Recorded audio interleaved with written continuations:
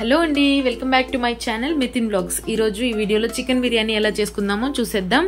ముందుగా దానికోసం 1/2 kg చికెన్ని శుభ్రంగా కడిగి పెట్టుకొని అందులో ఉప్పు, కారం, పసుపు, ధనియాల పొడి, అల్లం వెల్లుల్లి పేస్ట్, కొద్దిగా పెరుగు వేసి పీసెస్ అన్నిటి కలిసే విధంగా బాగా కలుపుకొని ఫ్రిడ్జ్లో ఒక 1/2 అవర్ పాటు పెట్టుకోవాలి. అది 1/2 అవర్ పాటు పెట్టడం వల్ల మనకి చికెన్ అనేది తొందరగా ఉడికిపోతుంది. అంతేకాకుండా మనం వేసిన మసాలా ఏదైతే స్పైసెస్ ఉన్నాయో అవన్నీ ముక్క లోపల వరకు, పీసెస్ లోపల వరకు వెళ్ళి టేస్టీగా ఉంటుంది. ఫస్ట్ టైం ఎవరైనా బిర్యానీ చేయాలి అనుకుంటే ఇది తప్పకుండా ట్రై చేయండి. నేను కూడా చాలాసార్లు ట్రై చేశాను, కానీ అందులో సంథింగ్ ఏదో మిస్ అవుతున్నట్టుగా నాకు అనిపించింది. ఈసారి మాత్రం చాలా పర్ఫెక్ట్గా వచ్చింది.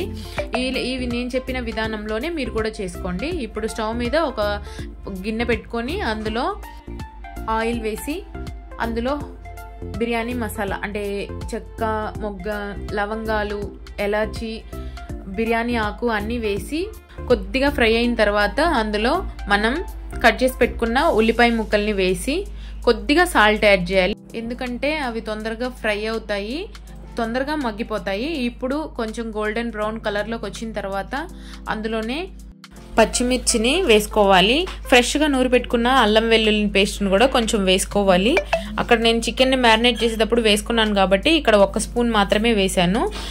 అది కూడా మొత్తం ఫ్రై అయిన తర్వాత అందులోకి కట్ చేసి పెట్టుకున్న టొమాటోస్ని వేసి ఒక 5 మినిట్స్ బాగా ఫ్రై చేసుకోవాలి. బాగా కలుపుకుంటూ ఉండాలి, అడుగు మాడిపోకుండా. అందులోనే కొత్తిమీర, పుదీనా కూడా వేశాను. ఇవన్నీ బాగా ఉడికేంత వరకు మనం బాగా కలుపుకుంటూ ఉడికించుకోవాలి. ఇప్పుడు ఫ్రిడ్జ్లో నుంచి మనం మ్యారినేట్ చేసి పెట్టుకున్న చికెన్ని బయట తీసి పెట్టుకొని అదంతా ఉడికిపోయిన తర్వాత ఈ చికెన్ని తీసి డైరెక్ట్గా అందులో వేయాలి. ఇక్కడ మనం ఏమీ వాటర్ అలాంటిది ఏమీ యాడ్ చేయకుండా డైరెక్ట్గా వేసేయాలి. ఇప్పుడు ఈ చికెన్ వేసిన తర్వాత ఒక 10 to 15 మినిట్స్ లోపల చికెన్ అనేది ఒక 70% ఉడికిపోతుంది. ఇందులోనే ఇప్పుడు మనం టేస్ట్కి సరిపడినంత కారం, ఉప్పు ఇక్కడ ఎందుకు వేసానంటే నేను అక్కడ కొద్దిగా తక్కువ వేసాను. మీకు సరిపోతుందంటే వేయని అవసరం లేదు. కారం, ఉప్పు, కొద్దిగా గరం మసాలా వేసాను. ఒక 5 మినిట్స్ వాటర్ ఏమి యాడ్ చేయకుండా దాన్ని ఉడికించుకోవాలి, మూత పెట్టి ఉడికించుకోవాలి. ఒక 10 నిమిషాల తర్వాత ఈ విధంగా ఆయిల్ పైకి తేలుతూ చికెన్ అనేది ఒక 70% ఉడికిపోయింది. ఇప్పుడు మనము రైస్ని శుభ్రంగా కడిగి పెట్టుకోవాలి.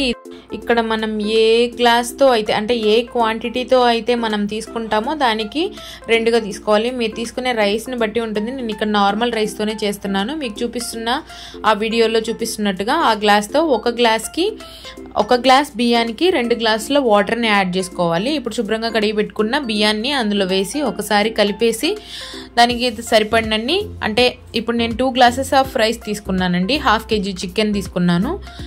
2 గ్లాసెస్ కాబట్టి మనము 4 గ్లాసెస్ ఆఫ్ వాటర్ని అందులో వేయాలి. వేసి తర్వాత మూత పెట్టేసేసి ఒక 10 మినిట్స్ లోపల ఉడికిపోతుంది.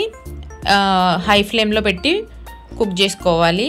ఫైనల్గా మనం ఈ విధంగా అంతా వాటర్ అంతా ఎగిరిపోయి బిర్యానీ రెడీ అయిపోయిన ఫైనల్ స్టేజ్లో కొద్దిగా నెయ్యిని యాడ్ చేసుకోవాలి. టేస్ట్ అయితే మాత్రం చాలా బాగుండిందండి. మీరు కూడా ఇదే ప్రాసెస్లో ట్రై చేసి చూడండి. సౌత్ ఇండియన్స్ మోస్ట్ ఫేవరెట్ ఫుడ్లో వన్ ఆఫ్ ద ఫుడ్ ఈ చికెన్ బిర్యానీ అండి. చికెన్ బిర్యానీ అనే కాదు, బిర్యానీ లవర్స్ అందరూ ఒక లైక్ చేయండి. మా ఛానల్ని ఎవరైనా కొత్తగా చూస్తుంటే తప్పకుండా సబ్స్క్రైబ్ చేయడం మాత్రం మర్చిపోకండి. మా వీడియోస్ని లైక్ చేయండి, షేర్ చేయండి. Thank you for watching.